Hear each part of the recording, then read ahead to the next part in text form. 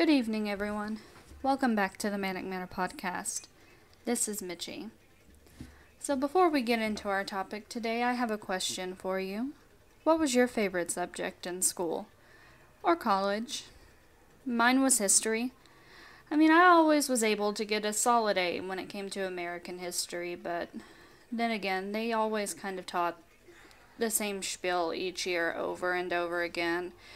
They'd go over the Industrial Revolution, the American Civil War, go over the same presidents over and over again, and my history book would kind of end right when 9/11 happened, and that was it. So it was pretty easy for my growing brain to just, memorize all that information and regurgitate it out. So by the time I hit a senior in high school, I had that all memorized, so it was easy just to get a solid 100 at that point. But when Brian told me about this one woman that we're going to be discussing today, Mary Pinchot Meyer, he said that I would probably find her interesting, and boy, was he right. So for anybody who is well aware of American history, or just anybody that's lived in the world, let's be honest, everybody just knows of the notorious JFK, knows that he was completely coated in scandal. He had his women. He loved his women. One of his most famous affairs that he ever had was with the bombshell that was Marilyn Monroe. But there were many others. And one of those many others was, of course, Mary Pinchot Meyer. And I had no idea who this woman was until Brian told me, hey, there's this unsolved case that I just heard about. You might find interest in it because it's an unsolved murder. And I was like, oh, really? Send me some links. Let me look into this. I would definitely love to cover this on the podcast. So, I dived into the rabbit hole, and I dived deep. And I was not disappointed, and I do not think you guys are going to be disappointed either. So let's dive into this, because this is something that should have been in the history books, but never was. And whoo-wee, I had fun with this. So let's get into it. So Mary Pinchot Meyer was just born, Mary Pinchot, October 14th, 1920. And she was born to a family of a very high pedigree. Her father, Amos Pinchot, was a lawyer, and he had assisted in funding the masses, or I think it's pronounced the masses, and that was a radical journal at the time and was a key figure in the Progressive Party. And her mother, Ruth, was a journalist, even though we're looking at the 1920s, and that wasn't a time necessarily when women would go out and work or anything of the sorts. They were kind of homebodies. Her mother was still a worker. She was a journalist who would work on pieces such as The Nation and The New Republic. So that's pretty damn impressive if you ask me. Not only that, kind of off to the side, we're looking at her uncle, who served twice as the governor of Pennsylvania, and also worked under President Rough Rider himself, Theodore Roosevelt, as head of the U.S. Forest Service. Now, Mary was also the eldest of two sisters. Her youngest sister, Antoinette, most of their childhood they spent in Pennsylvania. Now, these sisters, they got very good educations. They had a very progressive and left-wing educational upbringing as well. They were raised around individuals such as Robert La Follette and Louis Brandy. They would visit the home quite often, probably because of, her father and her mother's upbringing and stuff. So both Mary and Antoinette were raised with a very leftist way of life. So along with that kind of upbringing and having a very good education, they ended up going to schools in Manhattan, like the prestigious Beerley School, and by the time Mary went to college, she was enrolled in Vassar College. So when she attended college, one of her classmates was saying that she was the most brilliant and beautiful girl out of the entire class. And while she was in class, she was gaining attention from all of the guys as well. Now, she did gain the attention of a fellow classmate named William Atwood, but I think that romance was short-lived, but she did begin dating him in 1938. Now, while she was courting him at the time, she did meet the acquaintance of a young man, just a young gentleman by the name of John Fitzgerald Kennedy. Nobody major. They just met at a dance at Choate. It was just a quaint first meeting, but put that on the back burner because he will come back into the equation, like I said. So after that first meeting, they were kind of smitten with each other, but they wouldn't meet for a little while, so Mary continued to pursue her education. And the further she dived in, she began to show an interest in a little thing called communism. But we're entering the 1940s, and through the 1940s and the 1950s, that was a big no-no in the United States. But did her mother and father show a concern about that? Not really. Her father actually seemed more intrigued and delighted than upset about it. Her father was actually quoted as saying, "Children of that age ought to be radical anyhow." I just gotta know, how did her parents come to be so damn supportive? Because my grandparents and my great-grandparents around that time were the complete polar opposite. Like, it's fucking mind-blowing. Holy hell. But, I mean, kudos on her father for being very supportive of her dreams. You go, girl. It made her into the boss that I think she is. It was also noted that Mary was a committed, devoted pacifist. Like, she would not throw a punch at anybody. So on top of being interested in communism, she was also somebody that was not willing to fight at all. So during her college years with all of this, she decided that she was going to become a member of the American Labor Party.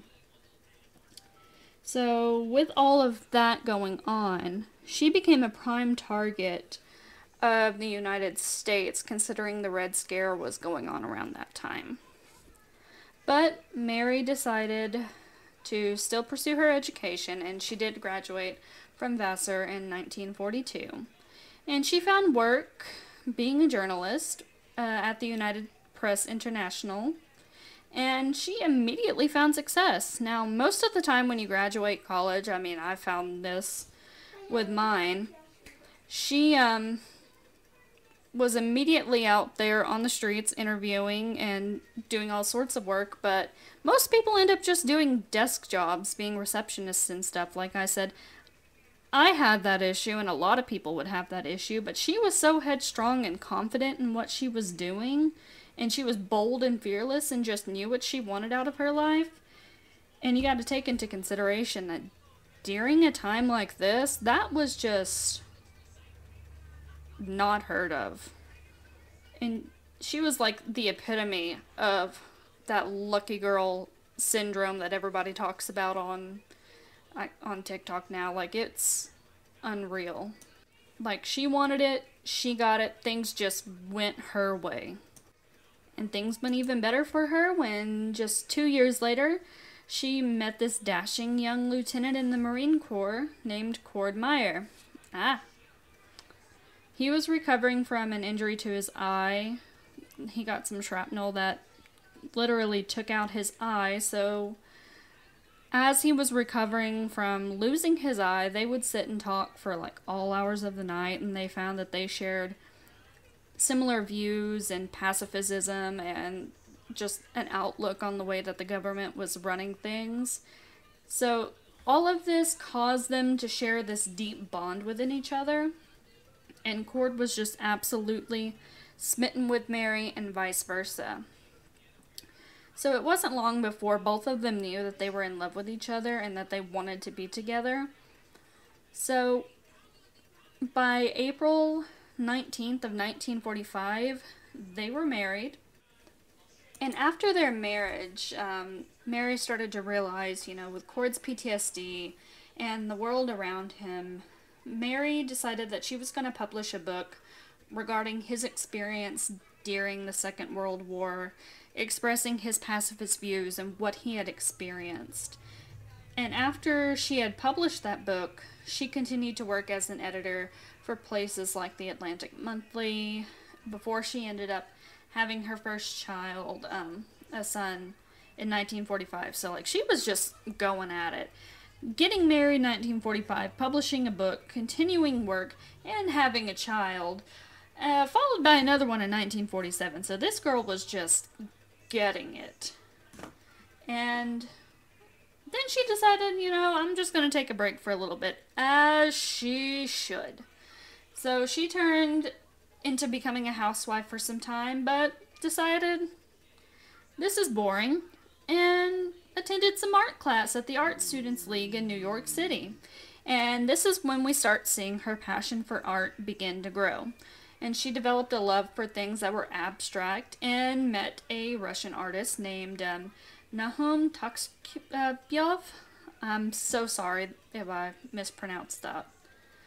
So he encouraged her to be very free with her creations, and it turned out she was really good at this as well. This girl is fucking phenomenal at everything that she does.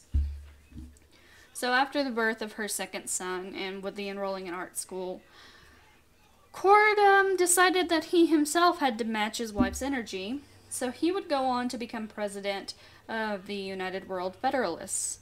And that happened in May of 1947. And she would actually in turn become an editor and a writer for the journal for the Federalists.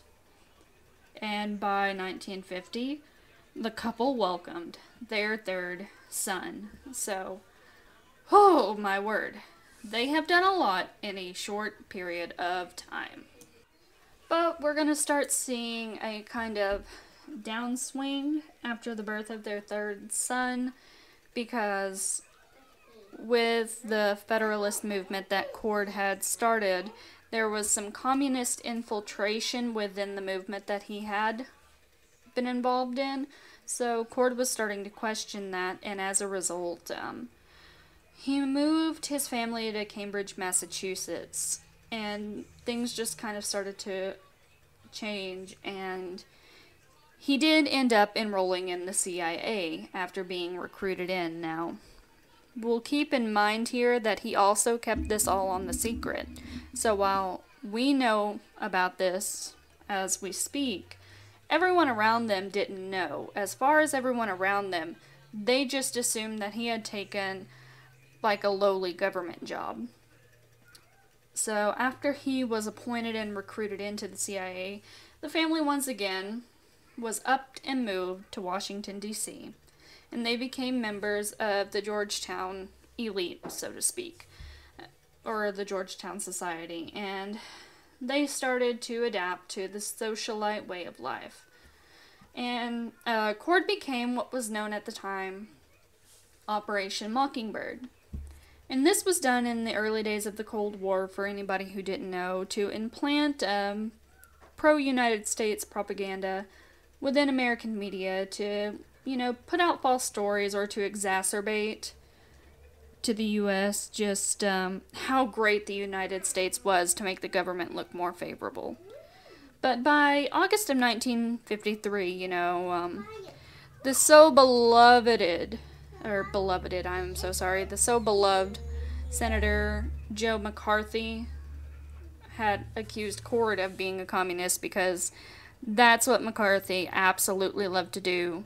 It was like modern day witch trials, pointing fingers at everybody. You're a witch, you're a witch, you're a communist, you're this, you're that. So anybody that was in his sight was basically getting accused of being a communist. Cord was no exception, even if he worked for the CIA. So while Cord was under investigation and being questioned, things came to light that Mary, with her past, as we discussed earlier, with her being in college, having these ties and interest to communism, she had been under investigation as well. It had been reopened up. But of course, there was nothing there, and Cord did get cleared of all of those charges, and it was dropped on Mary's end as well. But this still made Cord very anxious, and as we discussed, this is a war veteran that was suffering from PTSD from World War II, and as anybody who has suffered from any form of PTSD, whether it be war or just simple PTSDs from anything that has happened to them in their life, that's not something that you can just get over. And the simplest of things, or even the most major, as somebody accusing you of something as bad as being a communist during the Red Scare, is going to trigger some major shit.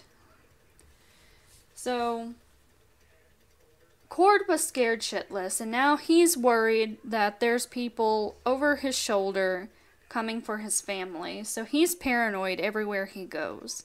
And fate would have it, the family dog gets hit by a car and dies. So now Cord is absolutely terrified and concerned that maybe there's someone in the CIA or the CIA itself is involved and something could possibly happen to one of his children. And this is a foreshadowing of terrible events to come. So here is your trigger warning now, because it is not going to go pretty. So with him being paranoid, the bliss of the family is now beginning to fade, and this happy family that we once saw where everything was just going amazing, and all of this happiness was just one thing right after another, it's going downhill. But wait, there's more. Now, as fate would have it, by the summer of 1954, the Meyers have some new neighbors. Remember that thing I told you to put on the back burner? They have new neighbors. Who would those neighbors be? The Kennedys. Mr. Kennedy has a new wife, Jackie. They purchased a house just down the road from where the Meyers lived, and Mary soon became best friends with a Miss Jackie. And she would inadvertently end up catching the eye as Mr. Kennedy, as you will soon see. So Mary would be going down to the Kennedy's house, having tea, taking strolls with Miss Jackie during the day. Sometimes would be going down there just to have a little chit-chat, letting the boys play, doing whatever. But, as I said, your trigger warning was a minute ago, and things are about to get very bad. Very, very bad. So I'll give you a moment if you want to skip over it a couple of seconds. Maybe skip over it about 30 seconds to a minute here. By December 18th of 1956, Mary's 9-year-old son, Michael, was just outside of their home. He was playing while he was outside, he was struck and killed by a driver. Now, before anybody, thinks it may have been one of those things, like what Cord was afraid of, I think it was proven that this entire thing was an accident because the driver himself was completely shooken up about it. It showed a completely stronger side of Mary because she did end up actually having to comfort the driver. It just completely broke apart the marriage of Cord and Mary. Because by the time the ambulance arrived, there was nothing that they could do. It was like her son was dead upon impact. So she comforted the driver before she picked up her son and went with him in the ambulance, but it was too late. There was nothing that they could do. Although for a moment, it did bring Cord and Mary together just for them to be strong for their remaining 2 boys. It ultimately resulted in the separation that resulted in their divorce. So by 1958, Cord was out of the family home following their son's death, and Mary had filed a petition citing that Cord had been extremely cruel, and her happiness and mental health was deteriorating, and it was unendurable to cohabit and co-parent with him. So there was no possible chance of reconciliation. So, of course, Cord was infuriated by this, but by this point there was nothing that they can do. So Mary just decided that she was going to continue on living her life with her 2 living sons, and ended up, I think she was living with her sister and her brother-in-law at this point. She did form a relationship with an artist named Kenneth Noland, and then she started forming a relationship with a Robert Kennedy. Yes, that Robert Kennedy. And rumor had it, sometime after her divorce from Cord, that her phone was bugged and tapped by the head of counterintelligence of the CIA, as Cord was still employed there, but there's no, definite answer on whether or not that was. But anyway, now we're going to fast forward a few more years. We see Mary's relationship between the Kennedys is still growing, and her relationship with John is getting much more closer, and by January of 1962, people were saying the relationship had become way more sexual, and despite her being friends with Jackie, she was just having a full-blown affair with JFK at this point. Now, friends of the Kennedys were voicing concerns about this, and some had voiced how they believed Jack was just completely head over heels in love with Mary, or at least heavily smitten by her. And it was like they were absolutely playing with fire. And that Mary was constantly visiting the president and constantly visiting the White House, coincidentally on days when Jackie was nowhere to be found at the White House.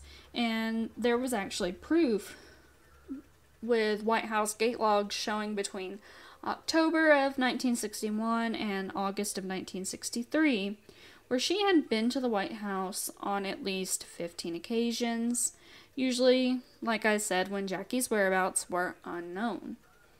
And there were so many rumors at this point that speculated that JFK had said to her that he had intended to divorce Jackie for Mary. But was that really the truth? I mean, the world may never know. For all we freaking know, with as many mistresses as JFK was said to have had, he probably said that to every last one of them. I love you, baby. You're my only girl. I'm gonna divorce you for her. And then at the last damn minute, something happened and he reconciled with Jackie. The definition of a fuckboy. Only for the Kennedys. But one thing is for sure. As you can see from the pictures that I could find that I'm going to post, especially for the YouTube video, albeit it wasn't quite a lot, Mary was around him quite a bit, and it was definitely for sure that she had quite an influence around him.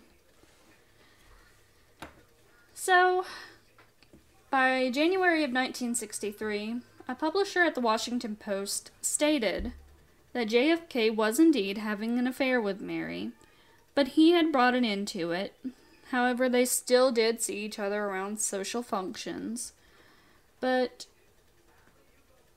it was kind of strange that the affair really didn't make a lot of headlines. But then again, I guess it wasn't really surprising because at this point it was kind of known that the Kennedys were known to be the playboys of the area because we had seen it quite a bit. But when JFK was assassinated in November of 1963, a friend of Mary's named Tim Leary claimed he received a concerning phone call from Mary that was rather disturbing and concerning, where she seemed to be either drugged or drunk or a combination of the two. And she was grief-stricken and distraught in the call, and she was referring to John quite a bit about how they, talking about the government, more than likely couldn't control John anymore, and that he was changing too fast, and that the government was trying to cover everything up. And she spoke about being so afraid and needing to see Tim before ending the call really quickly.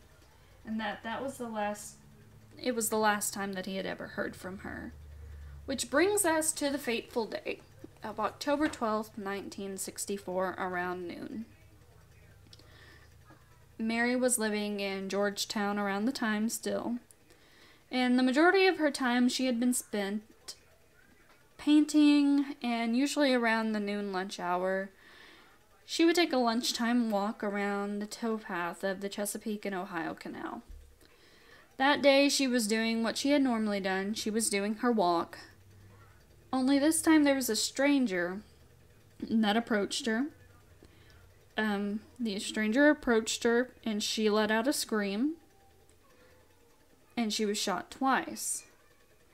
But by the time someone arrived, the person was already gone, and she was laying dead on the sidewalk. Now, it didn't take police long to locate someone who they believed was the suspect. They located a man named Raymond Crump within like 45 minutes, who had been nearby at the time. And this was still at a point when segregation and racism was still at a high point, if we're going to be honest.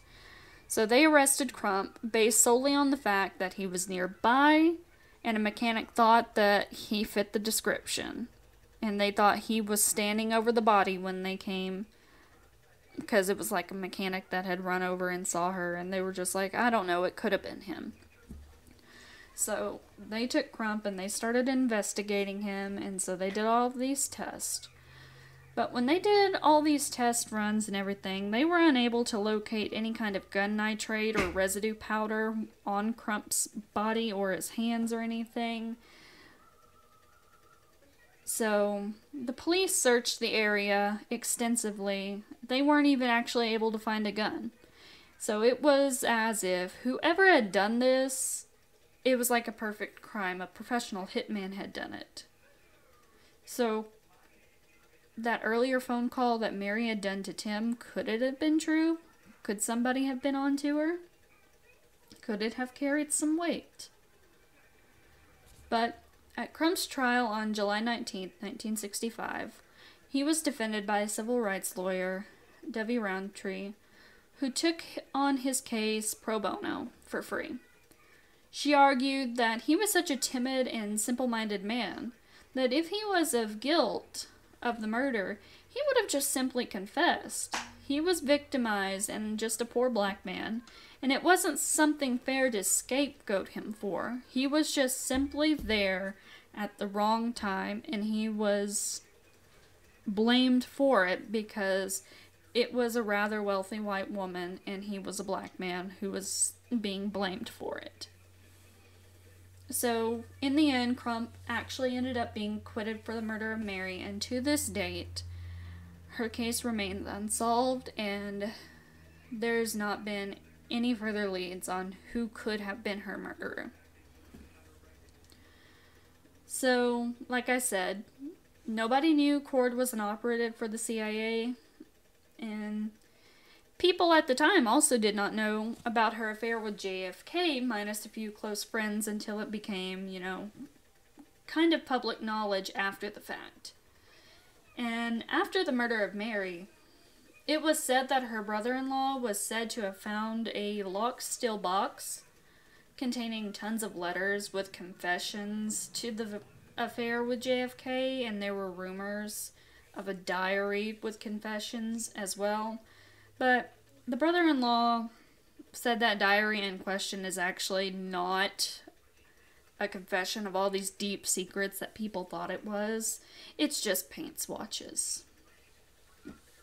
So Cord ended up leaving the CIA in 1977 and wrote several tell-all books, including an autobiography called Facing Reality, From World Federalism to the CIA, and he makes a comment about Mary's murder in there, saying he believes that she had been assaulted that day and killed in her struggle to escape, and that he's kind of just satisfied with that thought process. He doesn't want to think that it was like some sort of inside job that was done by the CIA or anything like that.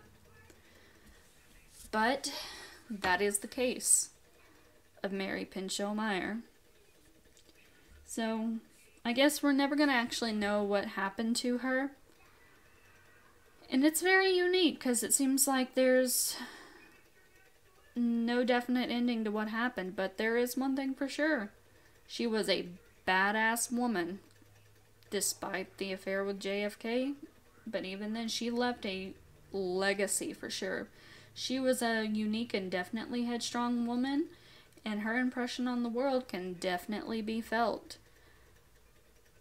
So if you guys have any comments on this case, or any other cases that you would like to recommend, please feel free to let me know.